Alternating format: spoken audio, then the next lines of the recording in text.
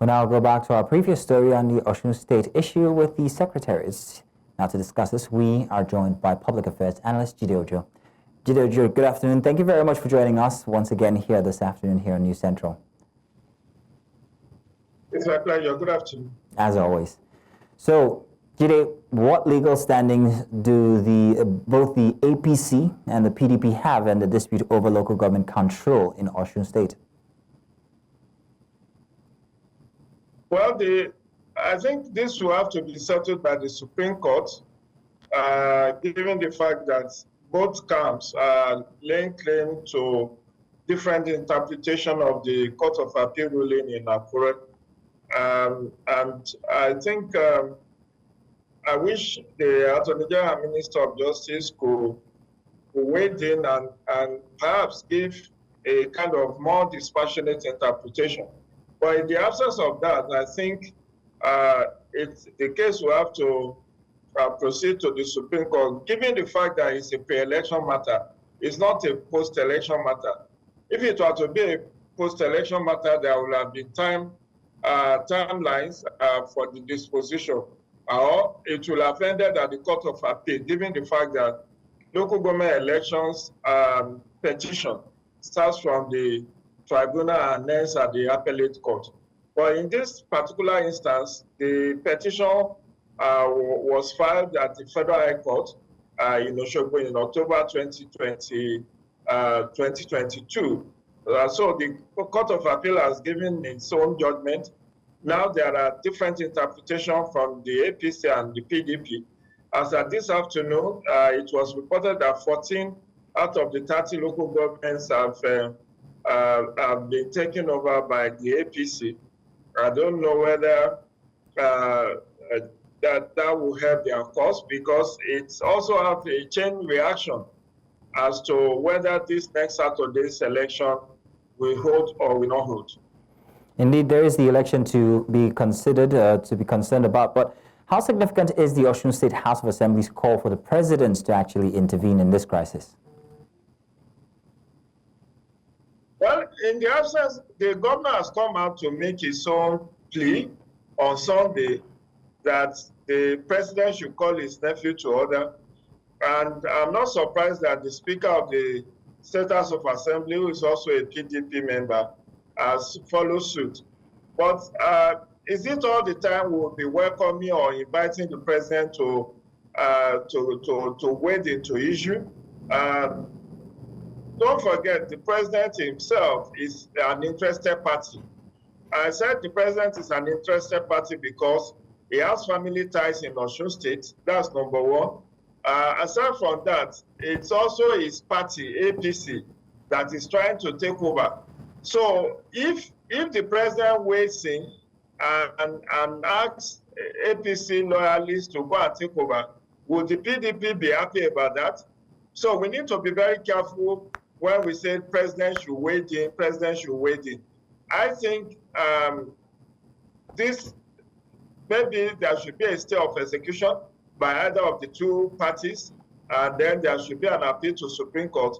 And when the Supreme Court gives a final verdict, it will now be bound by all the parties. Even if next Saturday's election holds, the Supreme Court can still decide and say the tenure of those who are elected in 2022 has not expired, and that they can resume and have their full term. And that's what happened in Anambra State way back in 2006, when Peter Obi's tenure has not lapsed, and INEC held another election and saw in Senator Uba, I've forgotten his first name, and the court said no, there shouldn't have been another election. Peter Obi, go back and complete your tenure. You have 4-year tenure. So that could still apply, irrespective of whether there is another election on Saturday or not. But I think it's better to wait on the court to give the final verdict on this matter. So, Mr. Ojo, the security agencies have been accused of being inactive. What do you think they can do? What role should they play here in resolving this conflict? My brother, the truth is, the security agents need to tread very carefully. when they are handling political issues. Look at how that of, say, DSS in Lagos has panned out, with accusation by the same assembly that invited them, accusing them that they overreached themselves. And that is why, we, irrespective of how security agencies handle the situation, there will always be allegation of bias in favor or against, because there are two fielding political parties. And yes, I believe that those who said maybe the police should have been more proactive and take over the assembly, maybe that would have prevented the arson and the murder of the 6 innocent souls on Monday. But recall what happened in Port Harcourt or in Rivers sometime last year, when initially the police sealed up all the local government, and at some point they were asked to vacate. And what did we see? About 4 local governments were set ablaze by loyalists of one of the parties. So politicians, being who they are, you need to tread very carefully if you don't want to lose your job or get suspended or even get punitive posting. So they have to be very professional. I'm not saying that they should have abandoned the secretariats, but I will only encourage them to be very fair and to be proactive and to be dispassionate and to be unbiased. So how do you think the unrest impacts governance of Osun State as it is currently, or maybe even in the long term? How do I do what? How do you think the political unrest affects governance of Osun State now and in the long term?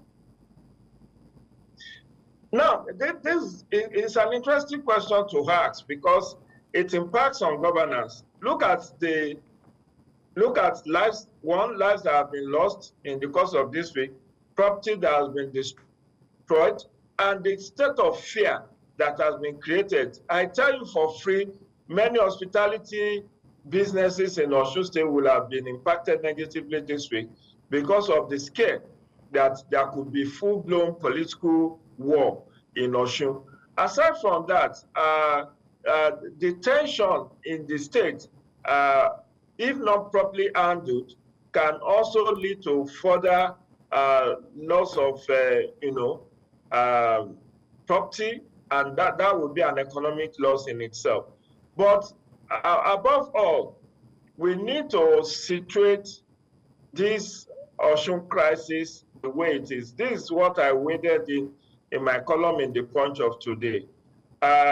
This may not even be resolved altogether in the course of this year, because there is a larger motive why both APC and PDP wants to have control of the local government in Osun, and that is the 2026 governorship election. The two parties want to be in control of this grassroots institution, the local government, ahead of 2026 governorship election, when it is expected that there will be a rematch between the Minister of Marine and Blue Economy, former governor, that's Gbeyego Oyetola, and the incumbent Ademola Adeleke, both of whom will be slugging it out, most likely slugging it out for their second and final term in office. But how we handle, how the security agencies and the political leaders of the state and the federal government handle this will determine whether the lead up to that governorship election itself will be very peaceful and will not impact negatively on governance. Because what the two fielding parties are trying to do now is to demarcate themselves as best as they can. There are those, the APC people are dropping the name of the president. They are boasting that they can do anything and nothing will happen. The PDP is also crying foul that, oh, these people are trying to use the federal might against us. And that is what is creating the atmosphere of tension and uncertainty. And when you have tension and uncertainty, businesses will be impacted because people will be afraid to venture into such an environment for fear of being caught in a crossfire. And so it is in the best interest of the good people of Osun State to put their house in order to allow reason to prevail. Power is transient, even if any of the feuding party is in control of the entire local government structure. That still does not mean that their party cannot lose in an election afterwards. We have seen that happen. Political upsets are what is very common in Nigeria. So they should not disturb the peace of the people, the peace of the state, because it has a way of impacting negatively on the ecosystem, on the businesses, small, micro, and micro, small, and business and medium enterprises will be impacted negatively. Even the shutting down of the local government at the behest of the governor is already impacting negatively on the business of governance in that state. Okay, then. Because it means that the local government structure in Osun State, all right, in the 30 local government is already paralyzed. Okay, then. And that has impacted negatively on business of governance at the top tier level. Well, Mr. Jide, I want to say thank you very much. Your contributions are well noted. We'll be coming back to you for more on this and maybe even other matters. Thank you once again.